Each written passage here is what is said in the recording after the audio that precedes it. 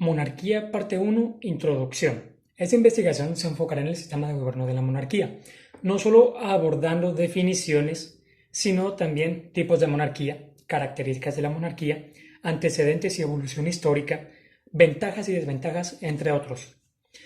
Para esta investigación se tomarán en cuenta no solo las definiciones, sino las opiniones de tratadistas importantes, como por ejemplo Gerardo Prado, Porroa Pérez, Sodaro, Montesquieu, entre otros. Sánchez y yo les voy a presentar la primera parte del marco teórico acerca de la monarquía.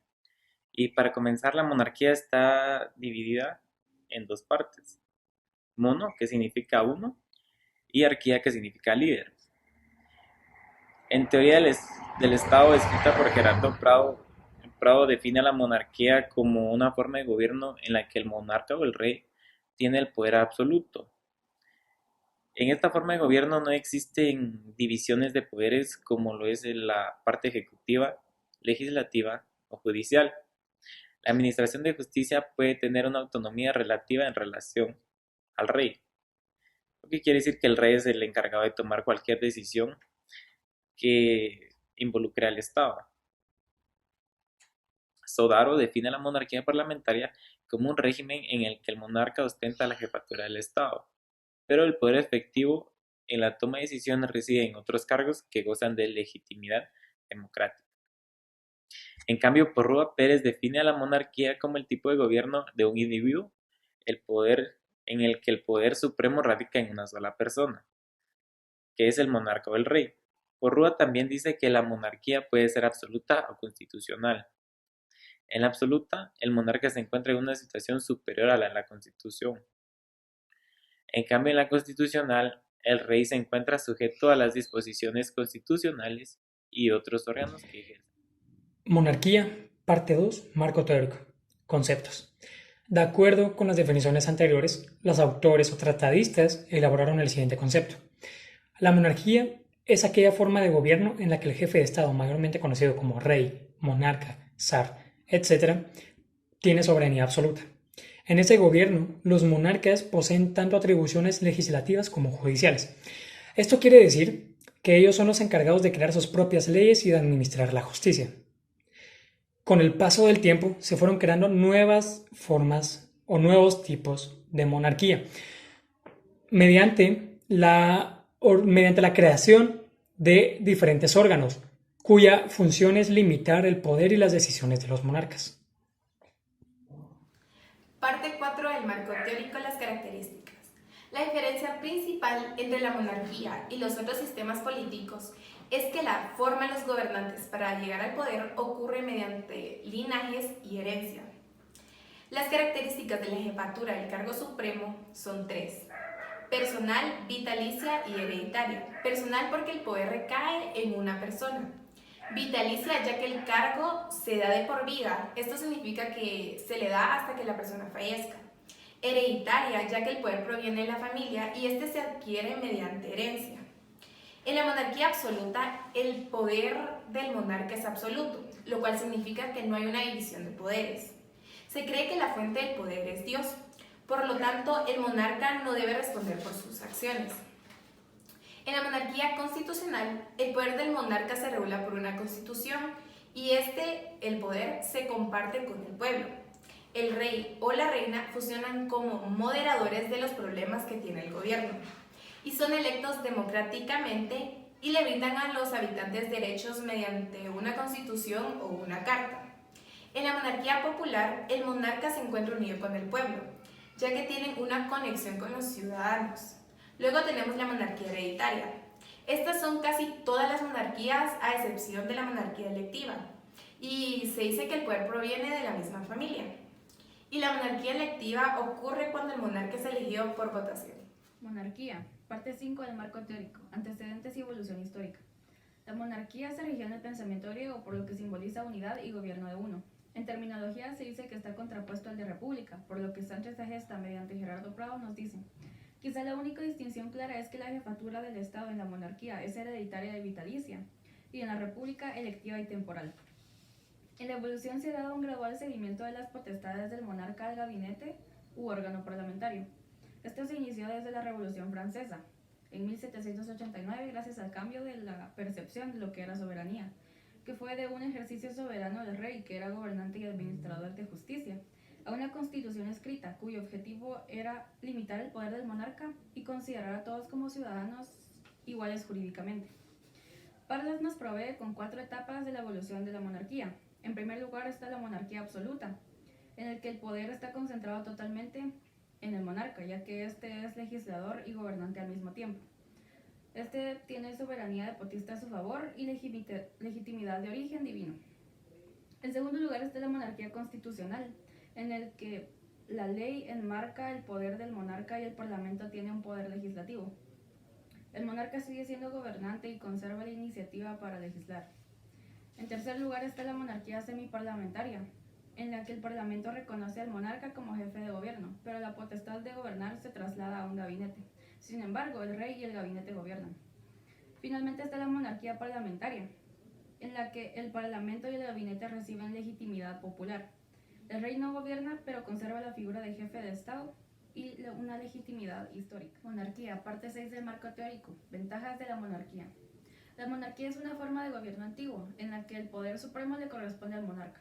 Porrúa dice que lleva consigo de ordinario una tradición histórica reforzada por su carácter hereditario, que hace que el monarca tenga esa calidad, la calidad de rey, a título propio, no como un órgano de representación de la colectividad, sino como alguien que tiene inherente a su propia persona la dignidad real. Se puede concluir entonces que la monarquía tiene la virtud de estabilidad en la vida política, trayendo consigo estabilidad, continuidad y previsibilidad. En cualquier sistema de gobierno, las monarquías cuentan tanto con ventajas como desventajas. Cabe mencionar que, dependiendo del tipo de monarquía que sea, esta va a contar con distintas ventajas o desventajas en relación a sus propias características. Enfocándonos en el concepto de monarquía original, que es el de monarquía absoluta, podemos darnos cuenta que resaltan más desventajas a simple vista. Entre estas podemos encontrar el otorgarle a una sola persona todo el poder. Esto es un problema, ya que es difícil para una única persona encargarse de dirigir y gestionar todos los aspectos y situaciones que surgen en un estado. Además de esto, aquí se plantea una situación en la cual el monarca con poder absoluto puede preocuparse más por sus propios intereses que por los de sus súbditos.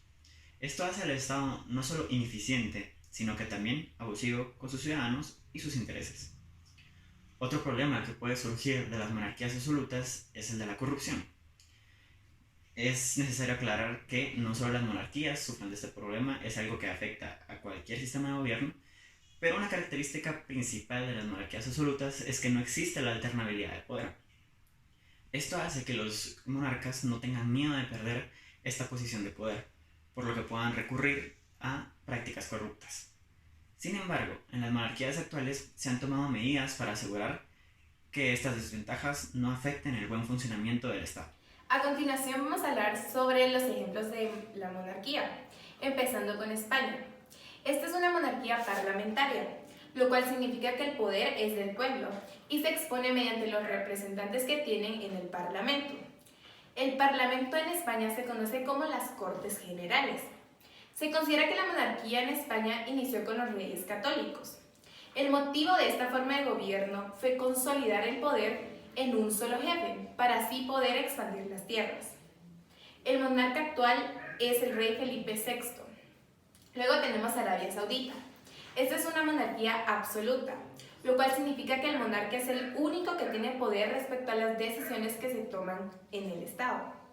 No se tiene un poder legislativo, ya que se prohibieron los sindicatos y la creación de partidos políticos.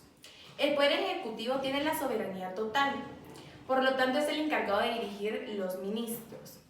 El rey tiene derecho a vetar o a aprobar cualquier decisión tomada por ellos, y ellos consideran el Corán como su única constitución. Luego tenemos a Suecia.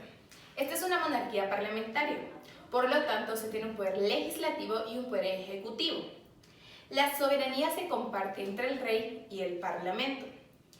Mediante el parlamento es que se le da la representación al pueblo, y las aprobaciones de leyes no se deben basar en lo que diga el monarca, sino en las decisiones que toma el Parlamento.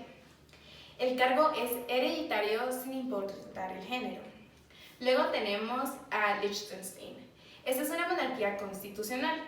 Según el artículo 2 de la Constitución de Liechtenstein, el sistema político del Principado es una monarquía constitucional hereditaria sobre una base democrática y parlamentaria. Su constitución es mixta, por lo tanto el poder se comparte entre el rey y un parlamento. El parlamento es elegido por el pueblo. El primer ministro es el que tiene el poder ante el parlamento. Sin embargo, el rey toma algunas decisiones políticas. El poder ejecutivo está compuesto por el gabinete y el poder legislativo, que se le llama Landtag, está compuesto por 25 diputados y una sola cámara. Estos son elegidos mediante un sistema electoral proporcional. Asimismo, el pueblo tiene el poder de proponer un texto legislativo, así como el cambio o la anulación de una ley.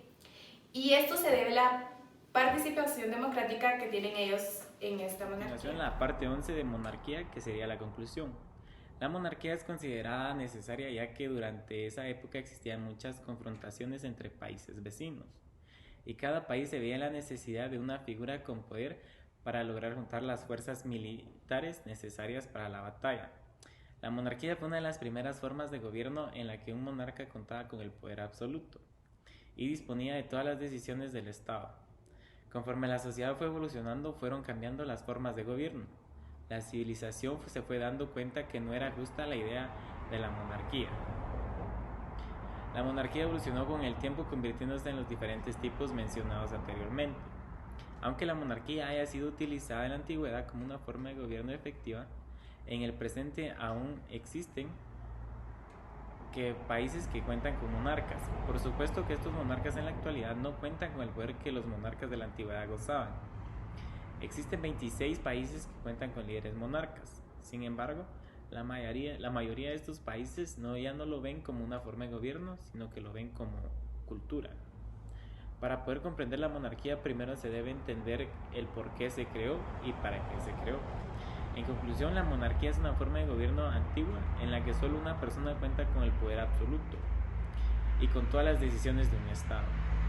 Lo que diferencia la monarquía de otros sistemas políticos como la democracia o la república en cuanto a la forma de los gobernantes para llegar al poder es que en la monarquía se obtiene el poder mediante lineajes y herencias. Nosotros sentimos que la monarquía no debería existir ni siquiera como una forma de cultura, ya que es una forma de gobierno egoísta e injusta. Un ejemplo son las monarquías absolutas. En esta, la decisión de un país se encuentra en las manos de una sola persona. Creemos que los ciudadanos tienen el derecho a ejercer su opinión mediante votaciones y poder así ser parte de los acontecimientos del país al que pertenecen.